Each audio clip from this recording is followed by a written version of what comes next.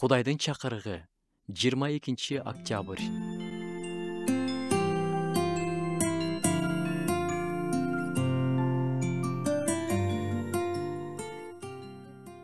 Бүгүнкү дүйнө тынчсызданууга толуп турат. Жаңылыктарды уксаң үрөйүң учат. Тиякта согуш, биякта согуш, жардыруулар, өлтүрүүлөр. Буга чейин деле согуштар болуп келген.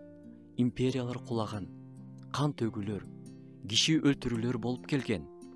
Ыйса айткан, алыс жана жакын жерде болуп жаткан согуштар жөнүндө угасыңар. Бирок коркпогула. Башкача айтканда, ооба, болуп жатат. Бирок эң маанилүүсү, Кудай тарыхты контролдоп жатат. Мындай кабарларды укканда коркунуч келет. Коркунуч каптаганда адамдын ишеними дагы солкулдашы мүмкүн. Экинчиден, мындай жаман кабарлар бизди жакшы кабардан алаксытып, саясат тууралуу эле сүйлөтүп, ошол жака бурат. Үчүнчүдөн, адам сөзсүз бир тарапты колдоп, экинчи тарапты соттоп, жыйын ичинде да бөлүнүүлөр болушу мүмкүн. Жазуу эмне дейт?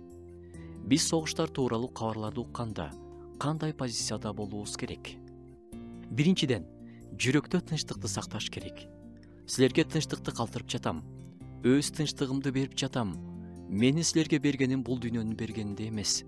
Кайгырбагыла жана коркпогула жакандын жакшы кабарынан. Экинчиден, келип жаткан жаңылыктарды дайыма иргешибиз керек. Бардыгын сынагыла, жакшысын кабыл алгыла. Паулдун каттарынан. Үчүнчүдөн, дүрбөлөңгө түшпөй, сыйынууда болушубуз керек.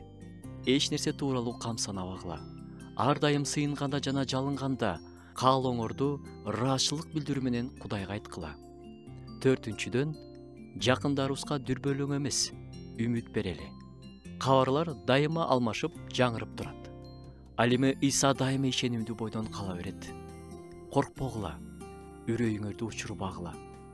Баары урап, жок болуп кетсе да, Ыйса бардыгын үстүнөн падыша.